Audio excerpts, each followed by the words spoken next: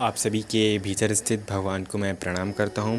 आज मैं और मेरी टीम ये वीडियो लाई है। ये video CBSE class 12 chemistry board के ऊपर है और यहाँ पे हम उन बच्चों की मदद करना चाहते हैं जिनको बोर्ड में कठिनाई जा रही है, उनको ऐसा कोई गाइडर चाहिए है। यदि कोई सीनियर इस वीडियो को देख रहा है तो बिल्कुल वो भी मदद कर सकता है कमेंट करके। यदि कुछ हम लोग से मिस आउट हो गया हो या उसे कुछ अपना खुद बताना हो एंड या हम लोग से कुछ गलत भी हो तो बिल्कुल वो कमेंट करे। कोई टीचर भी अगर इस वीडियो को देख रहा है तो वो भी इससे सीख ले सकता है या हम लोग को बता सकता है कमेंट करके कुछ अगर हम लोग से गलत हुआ हो। तो हम वीडियो को स्टार्ट करते हैं। सबसे पहले हम इंट्रोडक्शन की बात करेंगे। इस बार वीडियो का कैसा इंट्रोडक्शन कैसा रहेगा। वीडियो को 3 पार्ट में मैंने डिवाइड किया है और यहाँ पे हम फिज़िकल केमिस्ट्री, ऑर्गेनिक और इनऑर्गेनिक तीनों की अलग से बात करेंगे। जो टॉपिक मैं यहाँ पे डिस्कस करूँगा, जो मेनली क्वेश्चन आता है बच्चों को, क्या हमें एनसीईआरटी करनी चाहिए, कोचिंग के नोट्स कैसे हेल्पफुल रहेंगे, जेईई के क्वेश्चन, क्या मटेरियल करना चाहिए बोर्ड्स के लिए एंड इतना सब के बाद मैंने प्रूफ भी यहाँ पे रखा है कि जो हम लोग ने एनालिसिस लिया है क्या वो सही है कि नहीं है। आप बिल्कुल मतलब ऐसा ट्रस्ट होना चाहिए कि हाँ जो हम लोग बता रहे हैं या जो हम आपको बताना चाह रहे हैं वो सही है कि नहीं। तो मैं वो प्रूफ भी यहाँ पे फिर अपन डिस्कस करेंगे। सो स्टार्ट करते हैं। सबसे पहले फ़िज़िकल केमिस्ट्री की बात करते हैं। फ़िज़िकल केमिस्ट्री में जो चैप्टर्स आते हैं वो चैप्टर हैं हमारे सॉल्यूशन, इलेक्ट्रोकेमिस्ट्री एंड हमारा केमिकल काइनेटिक्स। तो यहाँ पे इस बार हम डायरेक्टली क्वेश्चंस के टाइप पे बात करेंगे क्योंकि जो एग्ज़ाम आता है वो सीधे क्वेश्चंस होते हैं उसमें। तो इसलिए मैंने सोचा कि इस बार क्यों बिल्कुल डायरेक्टली क्वेश्चंस बताएं कैसे आ रहे हैं। सो यहाँ पे 3 टाइप्स के क्वेश्चन आप देख पा रहे होंगे कि न्यूमेरिकल्स हैं, थ्योरेटिकल हैं और एक बुक के बीच से मतलब इनसाइड द बुक। न्यूमेरिकल्स की बात करते हैं। न्यूमेरिकल्स ऐसा है कि जो बुक के पीछे जो क्वेश्चन दिए हैं, एनसीईआरटी बुक के पीछे दिए हैं, सो वहाँ से क्वेश्चन उतने नहीं आते हैं। और इंटेक्स की बात करें तो इंटेक्स का जो लेवल है वो अच्छा है, सो आप उन्हें एज अ प्रैक्टिस कर सकते हैं। बट इंटेक्स से भी इतना मैंने नहीं देखा कि ज़्यादा क्वेश्चन आ रहे हैं। आपको अगर करना है तो आप जेईई मेंस जो है हमारा उसके पिछले पीवाईक्यूज़ मतलब आप कर लीजिए पिछले ईयर्स के क्वेश्चन। तो और 4-5 साल अभी रिसेंटली जो अभी आजकल जो शिफ्ट बढ़ा दिए ने वहाँ से करिए, मतलब 2021 से अगर आप कर पाएँ तो अच्छा रहेगा। एंड यहाँ पे फिर आपकी न्यूमेरिकल्स अच्छे से तैयार हो जाएंगे। और उसके बाद हम बात करेंगे थ्योरेटिकल क्वेश्चंस। थ्योरेटिकल क्वेश्चंस कैसे होते हैं, जैसे कि what is first law of Faraday और आपका रोल्स लॉ क्या होता है, हेनरीज लॉ क्या होता है। एक बेसिक क्वेश्चन होता है जैसे हम छोटे में पढ़ते थे व्हाट इज़ अ कंप्यूटर, ऐसे टाइप के क्वेश्चन होते हैं ये। तो ये आप या तो कोचिंग नोट्स अच्छे से रिवाइज़ करें तो उनको देखिए, या अगर आप बुक भी रीड करते हैं एनसीईआरटी बुक तो आपको वहाँ पे भी इनके आंसर मिल जाएगा। एंड उसके बाद हम बात करेंगे तीसरा टाइप जो इनसाइड द बुक है। इनसाइड द बुक में अगर हम बात करें तो questions MCQ, case based study, जो इन क्वेश्चनों में इसका बहुत ज़्यादा रोल होता है बुक का, बिकॉज 20 से क्वेश्चन आ जाते हैं। 1 नंबर का क्वेश्चन है तो वो कहीं से भी उठा के आपको दे देंगे बुक के 20 से। तो इसके लिए आप क्या करिए कि कोचिंग के नोट्स के बाद एक आदत आप डाल लीजिए, हो सके तो एनसीईआरटी बुक को रीड अवश्य करिए। एंड बार बार रीड करेंगे तो आपको याद भी अच्छे से हो जाएगा। और यहाँ पे इनसाइड बुक में इतना ज़्यादा घबराने की ज़रूरत नहीं है। शुरुआत में आपको बुक रीड करेंगे तो आपको बहुत सारा लगेगा, पर धीरे धीरे करेंगे तो आप आराम से अच्छे से आपको बुक बिल्कुल रिमेंबर हो ही जाएगी, मेमोराइज़ हो जाएगी। उसके बाद हम बात करेंगे ऑर्गेनिक केमिस्ट्री की। यहाँ पे एक चीज़ आपको बताना चाहेंगे कि जैसे मैंने यहाँ पे लिखा है टाइप्स ऑफ क्वेश्चन और नीचे लिखा है एनसीईआरटी इज़ बाइबल। ये इसलिए लिखा है क्योंकि एनसीईआरटी बुक ही यहाँ पे सफिशिएंट है। अगर आपको क्वेश्चन के टाइप्स देखना है तो आप बुक के जो पीछे के एक्सरसाइज के क्वेश्चन है एनसीईआरटी बुक के और जो इंटेक्स क्वेश्चन है आप वो करिए, आपका पूरा आराम से हो जाएगा। अगर आप कोचिंग में जो पढ़ा रहे हैं वो अच्छी बात है, अच्छे से पढ़िए, बट हो सके एनसीईआरटी बुक को ज़्यादा आप मतलब इम्पोर्टेंट मानिए एज अ कोचिंग नोट से, क्योंकि बिल्कुल बोर्ड्स की तैयारी हम कर रहे हैं तो यहाँ पे आपको मतलब रिस्क नहीं लेना है। तो एनसीईआरटी बुक को अगर आप अच्छे से करेंगे तो आपको मेंस में भी, जेईई मेंस में भी आपको बहुत हेल्पफुल होगा। सो ऑर्गेनिक केमिस्ट्री के लिए एनसीईआरटी बुक करिए, आपको क्वेश्चन का टाइप वहाँ से सब पता चल जाएगा कैसे क्वेश्चंस आते हैं, बिकॉज जो बुक के पीछे क्वेश्चन दिए वहाँ से ही बहुत सारे क्वेश्चन आ जाते हैं। इंटेक्स भी बहुत आते हैं और कहीं बाहर से आते ही नहीं है। मेंस की बात करें, क्या मेंस के क्वेश्चन आते हैं, तो मेंस के क्वेश्चन यहाँ पे मैंने एनालिसिस देखा है हमारी टीम का कि इतना ज़्यादा रोल नहीं है, क्वेश्चंस आते ही नहीं है, ना के बराबर ही हैं। तो अगर आप वो नहीं कर पाते हैं तो चलता है, बट बुक आपको मस्ट करनी ही पड़ेगी। उसके बाद हम इनऑर्गेनिक केमिस्ट्री की बात करेंगे। इनऑर्गेनिक केमिस्ट्री में भी एनसीईआरटी फिर से फिर से बाइबल यहाँ पे लिखा है, क्योंकि यहाँ पे इनऑर्गेनिक तो एक फैक्चुअल बेस्ड है, मतलब अगर आपकी कोचिंग में भी पढ़ा रहे हैं तो वो भी डायरेक्टली उन्हें एनसीईआरटी से ही पढ़ा होगा। तो आप कोशिश करिए यहाँ तो आपको या तो कोचिंग के नोट्स अच्छे से याद करिए, आपको फैक्ट्स याद करने यहाँ पे। और यहाँ जो चैप्टर आते हैं हमारे डीएनएफ ब्लॉक हो गया और कोऑर्डिनेट कंपाउंड्स हो गया, तो ये चैप्टर बुक से आप अच्छे से याद करिए। अगर आप बुक भी अच्छे से नहीं पढ़ पा रहे हैं, लाइन्स याद नहीं आ रही, कई लोग के साथ ऐसा होता है, तो इंटेक्स क्वेश्चन यहाँ पे ज़्यादा है, मतलब इंटेक्स क्वेश्चन मैंने देखा कि ज़्यादा क्वेश्चंस आ जाते हैं। पर फिर भी आपको यहाँ बुक रीड करनी है अच्छे से, बुक की एक्सरसाइज भी करिए एंड यहाँ पे आप इंटेक्स क्वेश्चन करिए। इनऑर्गेनिक का ये पूरा मैंने बताया। अब हम आगे चलते हैं।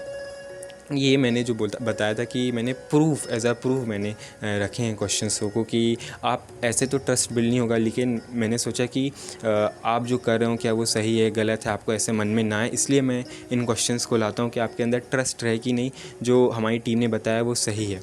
सो यहाँ पे ये केमिस्ट्री का क्वेश्चन पेपर 24 का है। ये वाला क्वेश्चन आप देखिए 20B वाला, एंड ये आपके एनसीईआरटी बुक में 6.12 लिखा है। ये देखिए explain by similar he question पूरा आया है एंड ये ऑर्गेनिक से आया। देखिए ऑर्गेनिक की बुक के पीछे से आ रहा है। अब देखिए ऑर्गेनिक में ये वाला एक क्वेश्चन आया है। तो मैंने बताया था कि ऑर्गेनिक में कैसे क्वेश्चन आते हैं वो आप एक्सरसाइज करेंगे तो मिलेगा। 22 क्वेश्चन जो कि बोर्ड्स में आया था, और ये 9.9 में देखिए आप बुक के पीछे एक्सरसाइज में दिया है, फिर से एक क्वेश्चन आया है, बुक के पीछे से आया, बिल्कुल सेम ही आया है। उसके बाद एक और ये 24 क्वेश्चन यहाँ पे देख सकते हैं आप। 24 क्वेश्चन का AB पार्ट है, यहाँ पे 7.18 में दिया है एंड एक और ये 7.21 में, ये बुक के पीछे की एक्सरसाइज का दिया है। सो मैंने जैसे बोला था कि एनसीईआरटी बुक के पीछे आप करेंगे तो आपको बिल्कुल बेनिफिट मिलेगा। ऑर्गेनिक की मैं बात कर रहा हूँ। यहाँ पे देखिए बायोमोलिक्यूल से क्वेश्चन आया है 30 क्वेश्चन जो कि बोर्ड्स में पूछा है, यहाँ पे 10.7 एक और क्वेश्चन है। सो अब आप समझ गए होंगे कि हाँ बुक करना बहुत ज़रूरी है ऑर्गेनिक में। उसके बाद हम बात करें कि हमने बोला था कि इनऑर्गेनिक में इंटेक्स क्वेश्चन ज़्यादा आते हैं, तो आप इस क्वेश्चन को पढ़िए। ये हमारा कोऑर्डिनेट कंपाउंड से आया है, 31B वाला देखेंगे आप, और इसका मैं एग्जांपल आपको दिखाता हूँ। ये देखिए ये क्वेश्चन पूरा यहाँ से डायरेक्टली उन्होंने एकदम छाप ही दिया है। उसके बाद एक और क्वेश्चन, एंड ये मैं समझिए कि मैं 24 के ही बस एग्जांपल लिया, मैंने 23 के भी यहाँ पे पेपर्स का एग्जांपल लिया। ऐसा नहीं है कि इसी साल ऐसा हुआ है, इसलिए मैंने 23 भी लिया है। सो ये देखिए ये वाला एक्वस सोल्यूशन यहाँ पे फिर से ही दिया है, ये डीएनएफ ब्लॉक का दिया है, फिर से इंटेक्स क्वेश्चन आ गया। ऐसा ज़रूरी भी नहीं है कि इनऑर्गेनिक में वैसा होता है, ऑर्गेनिक के भी इंटेक्स क्वेश्चन आ जाते हैं। जैसे आप 33 का B वाला पार्ट देखेंगे एंड ये देखिए 8.8 सिमिलर क्वेश्चन आपको दिखेगा। इसके बाद एक और ये 24 क्वेश्चन दिया है यहाँ तो यहाँ आप देख सकते हैं बिल्कुल जो एनालिसिस बिल्ड किया है वैसे ही क्वेश्चन आ रहे हैं यहाँ पे। एंड एक बात और मैं बताना चाहूँगा कि MCQs की ये बात आई, तो MCQs में ऐसा होता है कि आपको बुक रीडिंग रखनी पड़ेगी। ये देखिए ये ऑर्गेनिक का है, बट देखिए बुक के बीच से उन्हें दे दिया, ये लाइन मैंने यहाँ पे लिखा है। ये मैंने इसलिए लिखा है कि आपको विश्वास हो कि यस बुक रीड करना ज़रूरी है। यहाँ से ये देखिए ये वाला एजर्शन रीज़न, यहाँ से भी क्वेश्चन बीच से आया है। ये तो बहुत कॉमन टाइप का क्वेश्चन हो गया, बट फिर भी बुक में एक टेबल दी है, मैंने सोचा देना चाहिए। टेबल से भी आ जाते हैं क्वेश्चन बुक, यानी आपको पूरा देखना पड़ेगा, ग्राफ आप वगैरह जितना भी जो भी दिया है आप अच्छे से देख लीजिएगा। ये क्वेश्चन और आया, ये DNF ब्लॉक का है।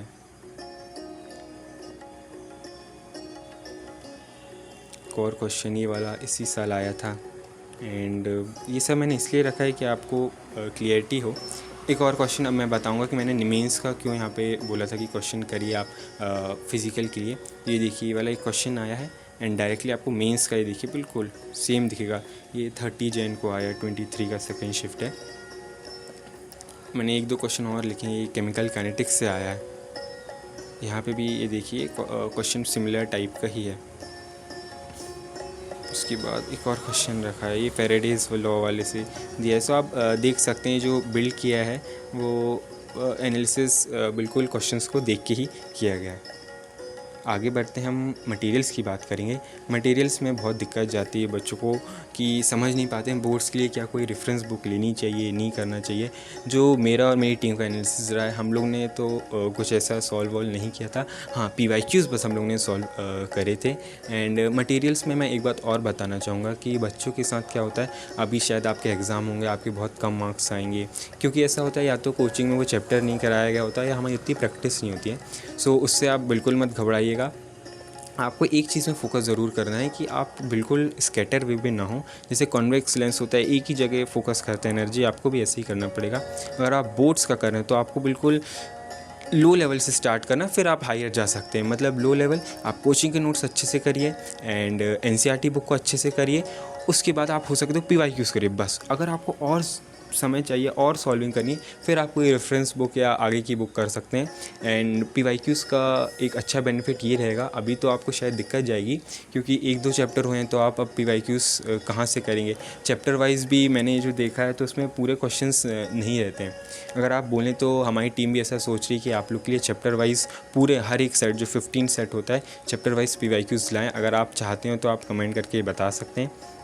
और मटेरियल्स में आप पीवाईक्यूज़ करिए, इससे आप अपना एनालिसिस, खुद का जो एनालिसिस होगा वो बिल्ड कर पाएंगे, आपको लेवल पता चलेगा आपको। और कोचिंग के मॉड्यूल्स भी लोग करते हैं तो उसमें भी दिक्कत हो जाती है कि मेरा तो ओपिनियन ये रहेगा, अगर आप कोचिंग के मॉड्यूल्स नहीं कर पाए तो अभी रहने दीजिए। आप मेन एनसीईआरटी बुक करके पीवाईक्यूज़ करिए, उसके बाद फिर आप आगे करिए इधर उधर। सो यही था मेरा यहाँ पे सब कुछ। और पीवाईक्यूज़ के लिए मैंने जो ऐप आपको पिछली वीडियो में भी बताया था, तो आप यहाँ इससे कर सकते हैं पीवाईक्यूज़। और सीबीएसई की वेबसाइट में भी दिया है, तो आप वहाँ से भी देख सकते हैं।